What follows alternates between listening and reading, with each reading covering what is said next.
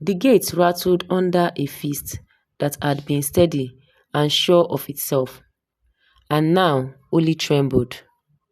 Obinna stood in the dark outside of Adaeze's compound, thinner than the town remembered him, his voice cracking on the question he'll come to ask. "What have you done to me?" he said, and there was no charm left in it now. None of the warmth that had once talked half of Ijoku into loving him. Only fear, plain and ugly. The kind a man wears when everything he built with his own two hands has come apart in a matter of weeks for reasons no one least of all him can explain. Adaeze stood on the other side of the gate and said nothing for a long moment because she did not yet have an answer to give him. She only knew, standing there in the cool night air, that something had been moving around her for as long as she could remember. Something patient, something exact, something that did not forgive.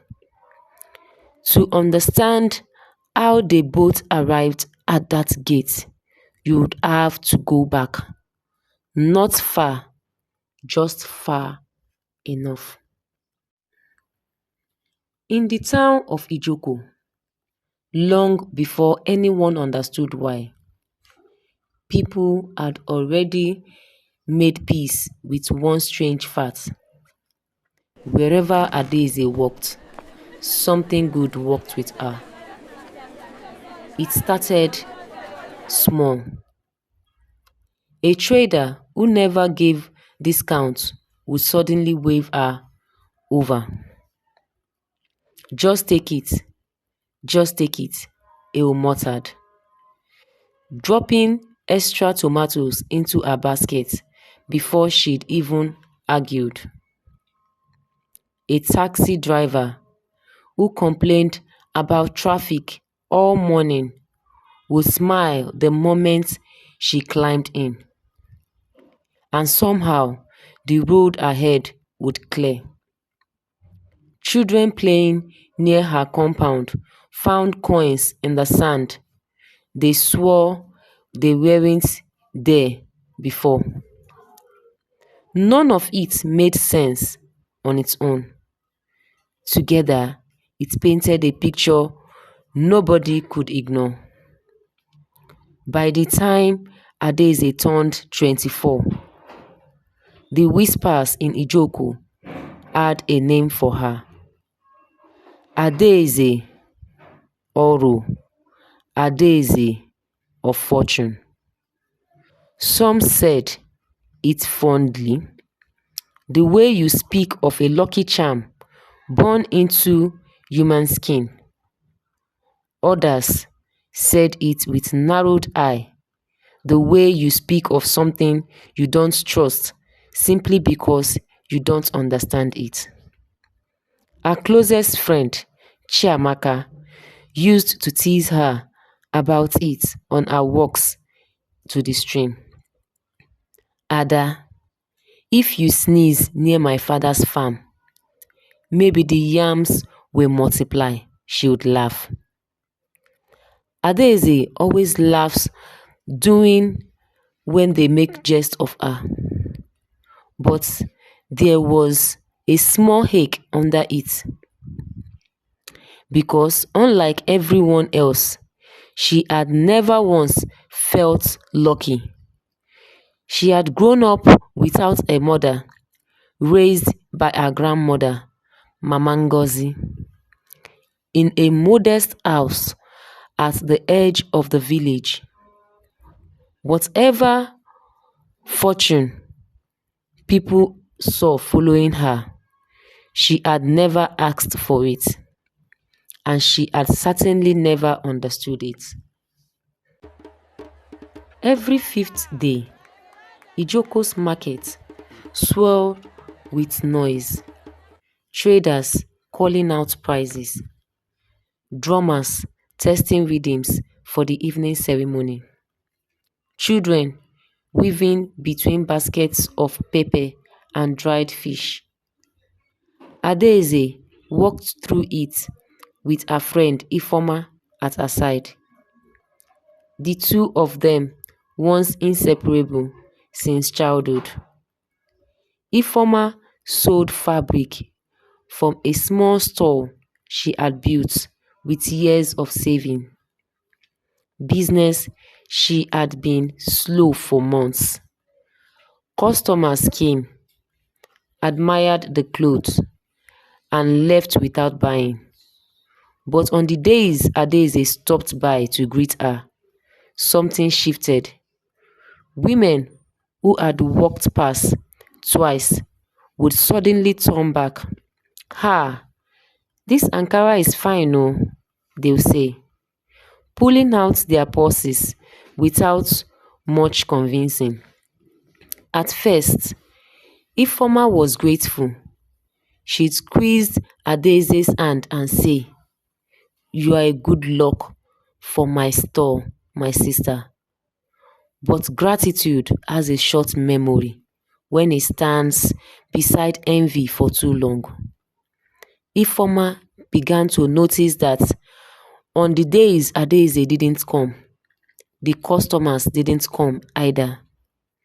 Her sales fell back into silence. A small, ugly thought began to root itself in her chest. Maybe the luck was never really mine at all. Maybe it was always ours, passing through me like borrowed light. She said nothing of this to Adaeze. She only smiled wilder, hugged tighter, and let the thoughts sit and grow in the dark. Weeks later, an old woman known around the market only as Iyalaka approached Ifoma's store at closing time. When the market thinned and the drummers packed their instruments away, she wasn't a trader. She dealt in other things people only sought when jealousy had nowhere to go. "They say your friend carries something," Yalaka said. Not looking up from folding a wrapper, she pretended to admire something protecting her, something following her. Ifoma's hand stilled over her fabric. "What are you saying?" "I'm saying, if it's protection, it can be tested. If it's not real, nothing happens." The old woman shrugged, letting the sentence hang unfinished. "The way people do when they want you to feel in the danger yourself." Ifoma should have walked away. Instead, that night, she went to Iyalaka's compound at the edge of the town and paid her everything she saved from the months of slow sales, asking for something to be done, nothing violent, she told herself, just something to even the ground between her and the friend she used to call a sister. 3 nights later, Ifoma's store caught fire. No one could explain it. There had been no candle left burning, no spark from a generator, nothing that made sense to the men who arrived too late to save more than the charred wooden frame. Ifeoma stood in the ashes at dawn, her life's work reduced to smoke coiling into the morning sky. And for the first time, she understood, with a fear that sat cold in her stomach, that whatever protected Adaeze did not simply deflect harm, it returned it. The neighborhood buzzed with the news before before the sun was fully up. Some pitied Ifeoma. Most didn't. Not once the story of her visit to Iyalaka's compound began to leak out, the way secrets always do in a small town, enough for everyone to know everyone's business. Adaeze herself heard the rumor last. The way the person closest to a storm is often the last to feel its wind. When she finally visited Ifeoma's burnt store, her former friend wouldn't meet her eyes. "I didn't mean for it to go that way," Ifeoma whispered. Adaeze said nothing. She didn't yet understand what it even was. She only knew, standing among the ashes, that something was happening around her that she had no words for. If the market taught Ijoku to fear crossing Adaeze, it was Obinna who taught them what happened when someone dared to cross her, someone who was supposed to love her. He came into her life a year earlier, introduced by a mutual friend at a wedding. Charming in a way men are charming when they've learned exactly which words make a room warm to them. He complimented Mama Ngozi's cooking the first time he visited, sat with the elders and made them laugh, walked Adaeze home under a sky full of stars, and told her she was the kind of woman men spent their whole lives searching for and never finding. Within months, half of Ijoku had accepted the two of them as good as married. Obinna's business, a small transport company he'd built from two crickety buses, began expanding faster than anyone expected. Contracts came easily. Investors who'd never looked twice at him suddenly wanted him. People began to say, quietly, that Adaeze's fortune had finally found a man worthy of carrying it beside her. But fortune, it turned out, was not something Obinna wanted to carry beside her. He wanted it for himself. The cruelty didn't arrive all at once. It came in small cuts first. A comment here, an eye rolled there, the kind of thing easy to excuse in the moment and hard to name until they've piled into something undeniable. "You think it's your beauty that keeps me here?" He laughed one evening, half joking, half not. After a long day at his office, any man would stay for what follows you around. Adaeze forced a smile, the way people do when they are hoping a joke was only a joke. But comments kept coming, sharper with each time, especially once he had a few bottles of the local gin his friends brought over on weekends. He began comparing her to other women in front of his friends. At least she doesn't argue back like Adaeze, as if her quiet patience was a flaw and not a virtue.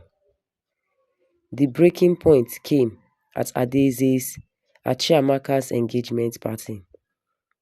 In front of nearly the whole neighborhood, Obinna, loud, with drink and louder with pride.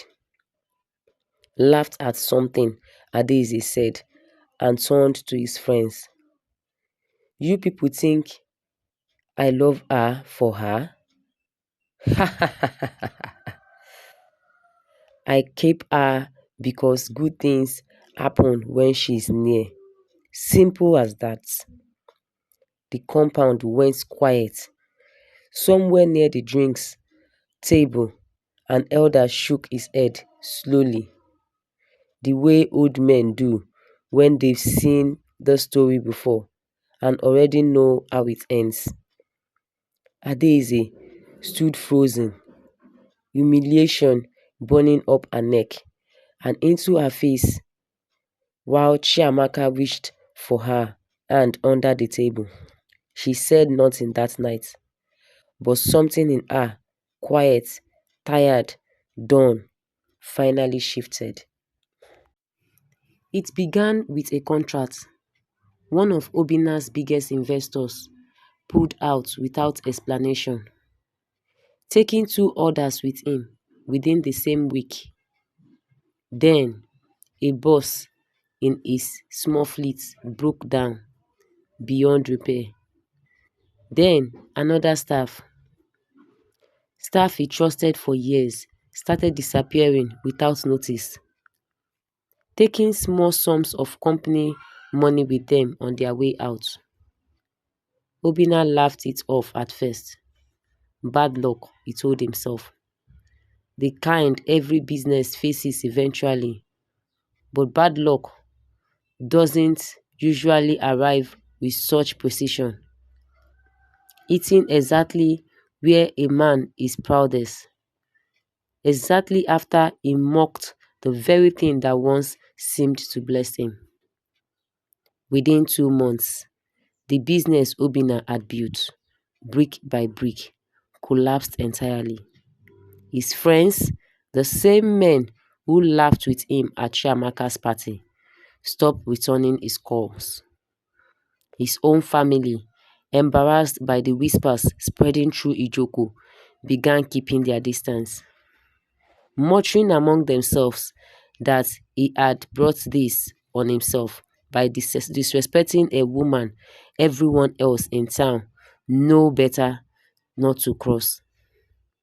He came to Adaeze's gate one evening, looking very thin than she remembered him to be, his pride worn down to something almost pitiful.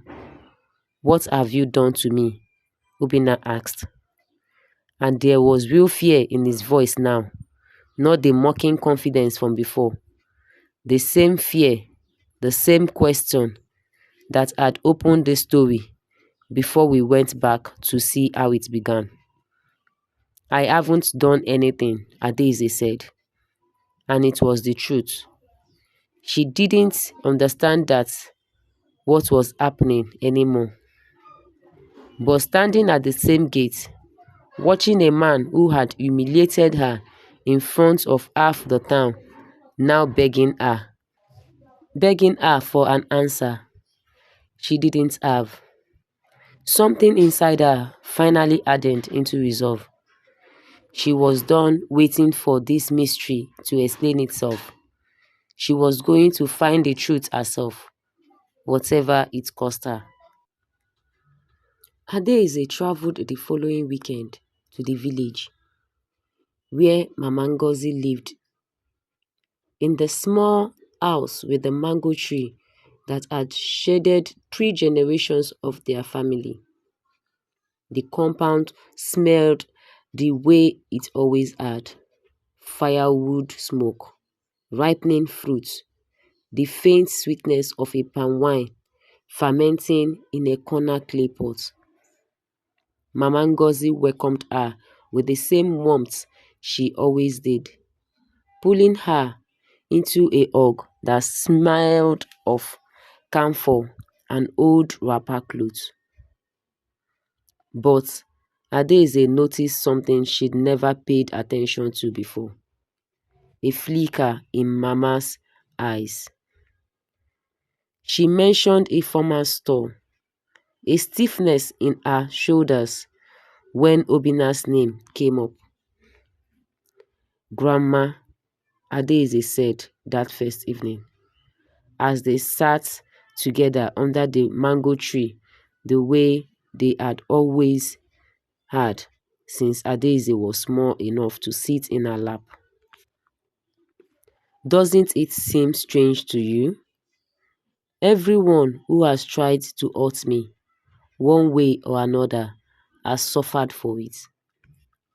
Informer's store, Obinna's business, even small things, people who gossip about me, their own lives seem to tangle soon after. Mama Ngozi's hand, wrapped around a cup of hot zobo, went very still.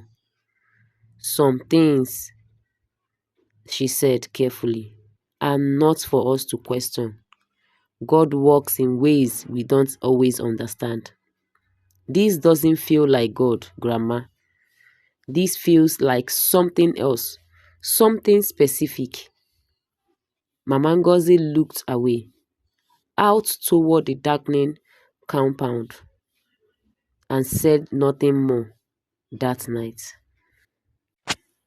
Word spread quickly, as it always did in a small place, that news traveled fast on foot than any phone.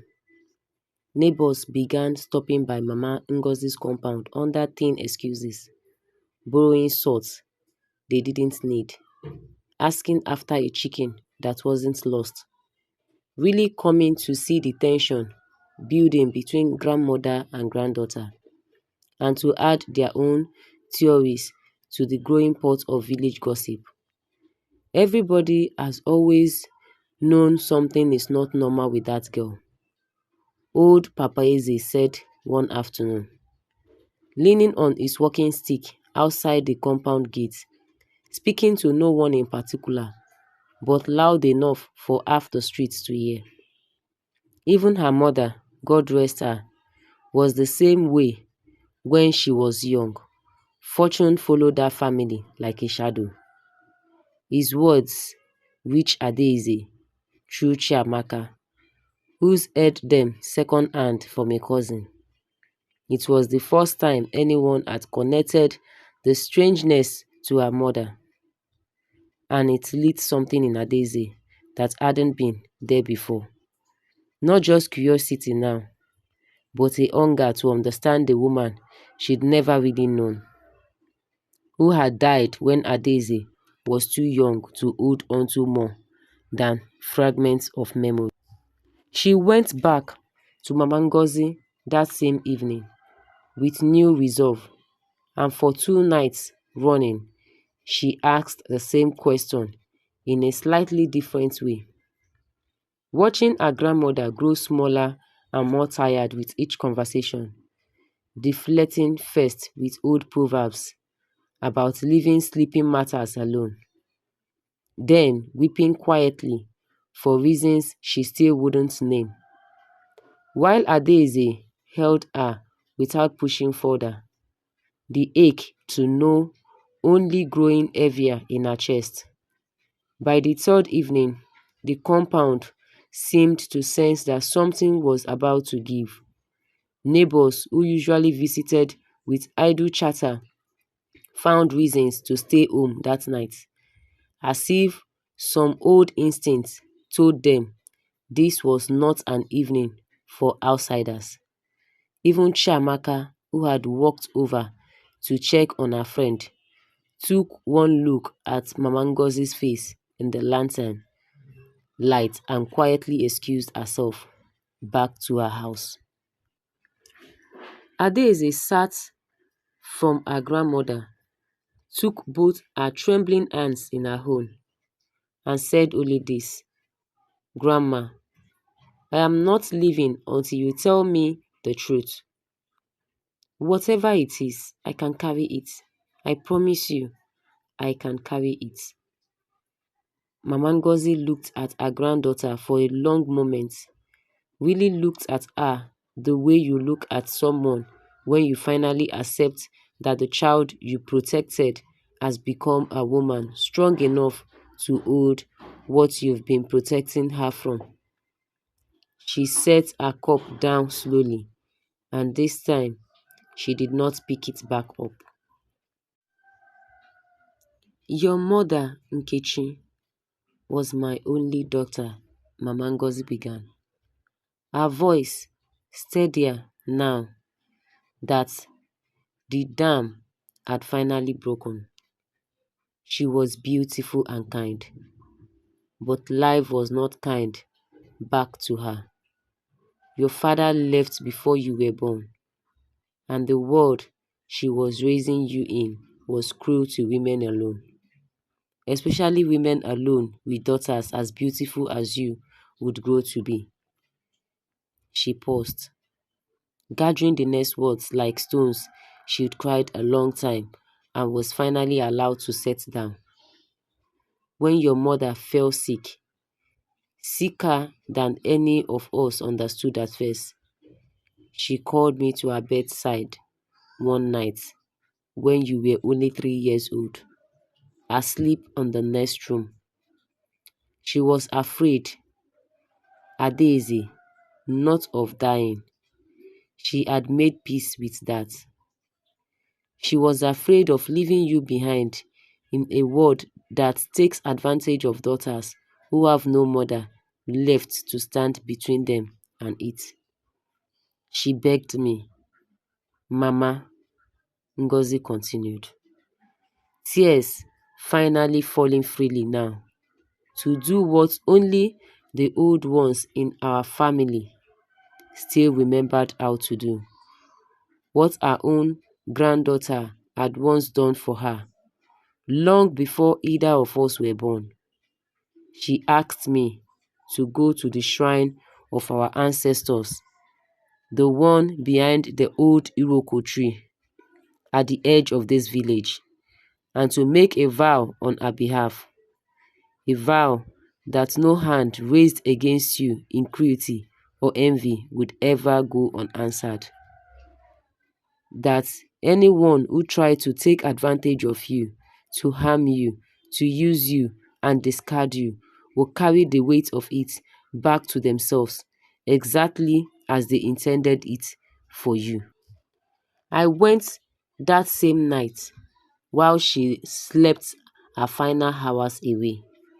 I poured liberation at the foot of the shrine, and I spoke the vow myself, weeping the whole time because I did not know if I was doing the right thing by her or simply too afraid to refuse a dying woman's last wish.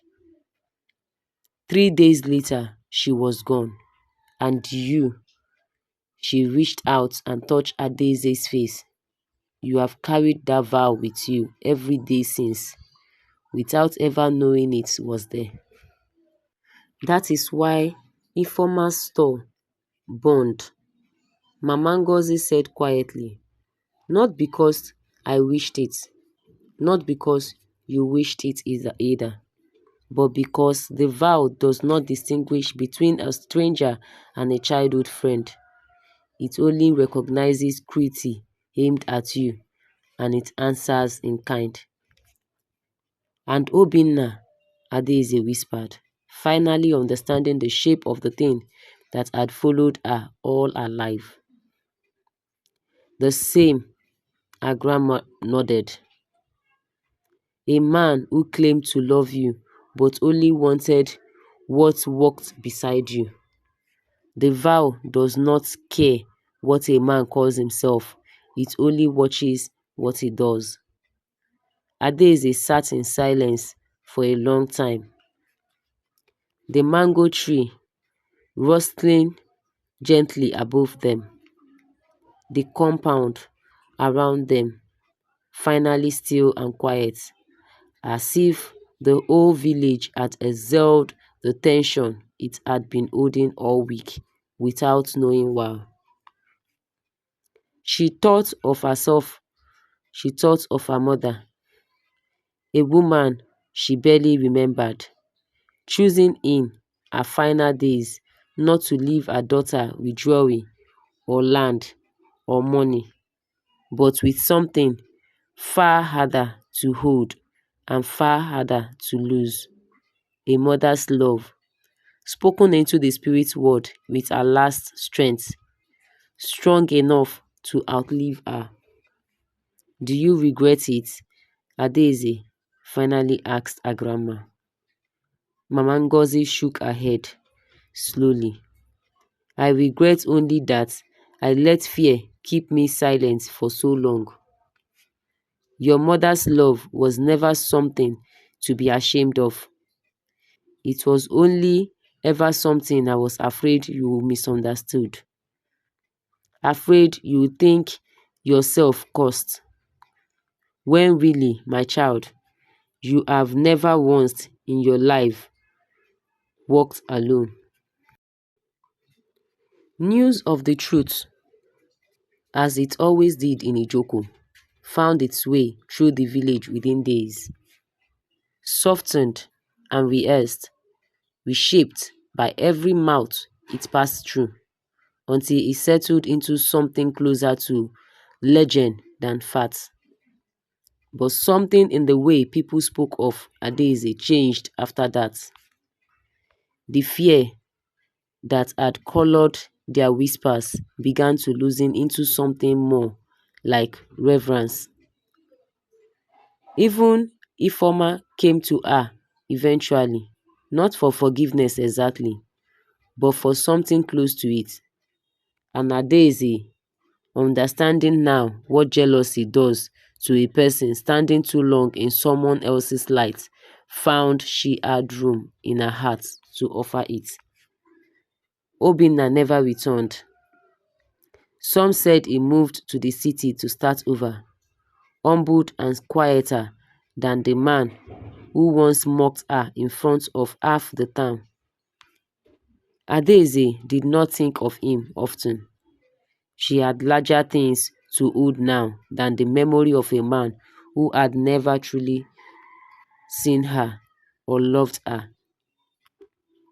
She stayed in the village longer than she planned that season, sitting beneath the mango tree each evening with Mama Ngozi, leaning slowly to carry the weight and the gift of what her mother had given her, not as a burden to fear, but as a love too fierce to be undone, even by death. Years later, when children in Ijoko asked their elders why bad things always seem to happen to those who wronged the woman known as Adaeze Oro, the answer had settled into something simple, passed down the way all ghost stories eventually are. It is not luck, the elders would say. It is not magic, not really. Not the way you children think of it. It is a mother's love, spoken once long ago under an Iroko tree. A love that refused to end just because her body did. And love like that, they would add, watching the children wide eyes catch the firelight, does not simply disappear when we lose the one we love. Sometimes it says, sometimes it stays, sometimes it watches, and sometimes when we least expect it, it answers back.